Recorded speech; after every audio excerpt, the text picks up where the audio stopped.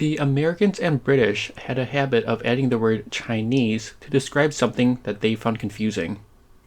The theory behind this was that the Western civilizations didn't quite understand a lot of the Eastern cultures, so whenever something was badly done or something undesirable occurred, they would describe it as being Chinese. A Chinese anthem was an explosion, a Chinese ace was an incompetent pilot, and a Chinese landing was a bad plane landing due to the plane having a one wing low. In case you didn't get that, it's a badly done pun. The plane landed unevenly because of a misaligned wing, and it's referred to as being Chinese because apparently the phrase one wing low sounded oriental.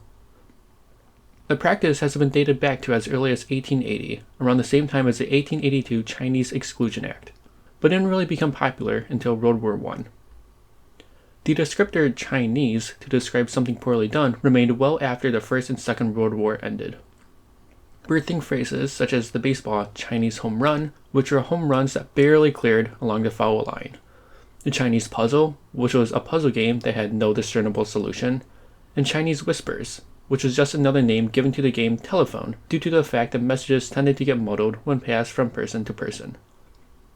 The phrase Chinese Firedrill came into popularity during the Vietnam War as a drill for everyone to quickly exit a tank in the event that it caught on fire.